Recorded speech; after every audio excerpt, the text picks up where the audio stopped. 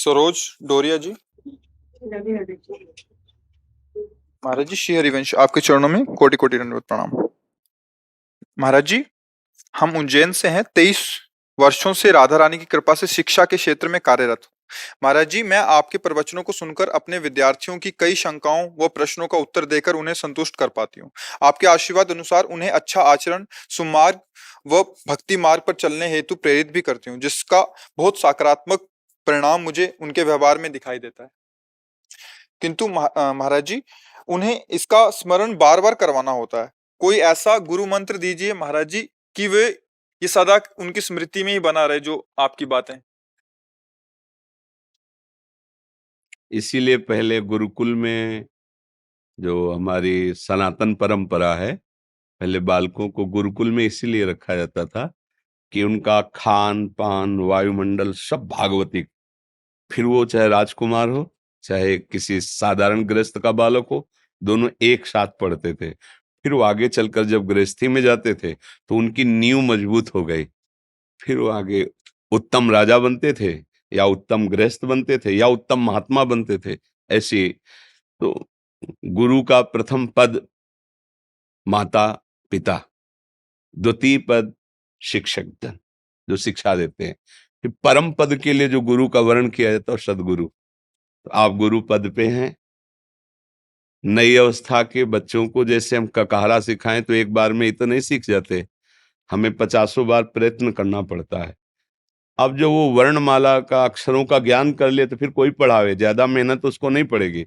ज्यादा मेहनत उसको पड़ती है जो का लिखाना सिखाता है, क्योंकि बहुत समय बहुत उसको देना पड़ता है, तब वो अक्षर का ज्ञान करता है।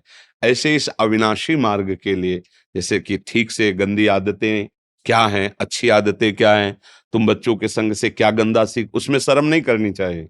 जैसे माँ अपने बच्चे को ना, तो छोटे छोटे बच्चे विद्यार्थी ये हमारे बच्चे ही हैं, उनको बैठ के वैसे बताते हैं टीचर लोग कि गंदा स्पर्श क्या है, अच्छा स्पर्श क्या है, गंदे आचरण क्या है, कौन किस हरकत से जाना जा सकता है कि हमारे साथ गंदा व्यवहार कर रहा है। तो इसमें ये भी बताना है कि अपने संगी साथियों से भी हमारे अंदर गंदगी आती है। यदि वो बच्चा गंदे दोषों से पहले से युक्त हो गया है तो हमारा संग अगर उसके संग होगा तो गंदी बात आ जाएगी। अगर छोटे से बच्चों को ब्रह्मचर्य का महत्व, नाम का महत्व, माता पिता के प्रति श्रद्धा भावना का महत्व और भगवत भाव का महत्व जानने को मिल जाए तो चाहे वो पढ़े लिखे या किसान बने या महात्मा बने या राजपद पे जाए, बहुत अच्छा बनेगा जो बनेगा, पर उसको बार बार समझाना होगा, क्योंकि अभी अवस्था परिपक्व नहीं हुई है। और अवस्था परिपक्व हो जाने पर एक बार में बात समझ में आ जाएगी उसकी। जैसे हमें ककारा बार बार लिखाना पड़ता है तो बार बार समझाना पड़ेगा। अब ये है कि आप जैसे भाव सब गुरुजनों के हो जाएं, टीचरों के हो जाएं, तो फिर बात भले कि सब अपने विद्यार्थियों को संयम सिखावें, पवित्र आचरण सिखावें, कैसे हम माता पिता की भक्ति करें तो हमारी विद्या बढ़ेगी, कैसे हम अनुशासन में रहें तो हमारा मन हमको अपने अधीन नहीं कर पाएगा। और नाम जप जरूर करें। अगर नाम जप नहीं होगा तो ये सब थोड़ी देर के लिए बोल लोगे और वो सुन लेंगे, पर धारण कौन करेगा? धारण करने की सामर्थ्य तो नाम जप में होती है। तो जो भी नाम आपको प्रिय हो या बच्चों को जो प्रिय लगे या जो आपने सुना नाम, वो 5 मिनट ही चाहे जपे, उनको बताना चाहिए।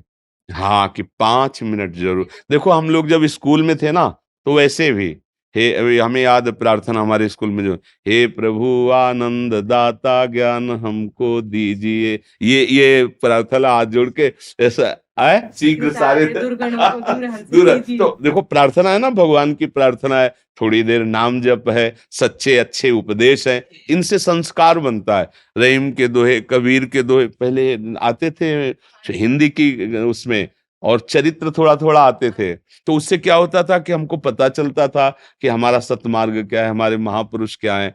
और जैसे छोटे बच्चों में संस्कार डाल दिए जाते हैं वैसे संस्कार पढ़ते हैं। अब तो आप थोड़े अच्छे संस्कार डालेंगे लेकिन मोबाइल आप जिनके हाथों में बड़ा-बड़ा, छोटे-छोटे बच्चे हैं, गेम और धीरे-धीरे फिर वो ऐसी बातें सीखने लगते हैं, जो उनके जीवन के विकास के लिए ठीक नहीं है। तो ये भी शिक्षा देनी चाहिए कि मोबाइल का सदुपयोग करना चाहिए। मोबाइल को कोई ऐसी चीज़ें खोल के नहीं देखना चाहिए, जो आपके दिमाग को खराब करें, आपकी आदतों को खराब करें। ये भी साथ में शिक्षा में रहे। समझाती हूँ गुरुजी आपकी तरफ से।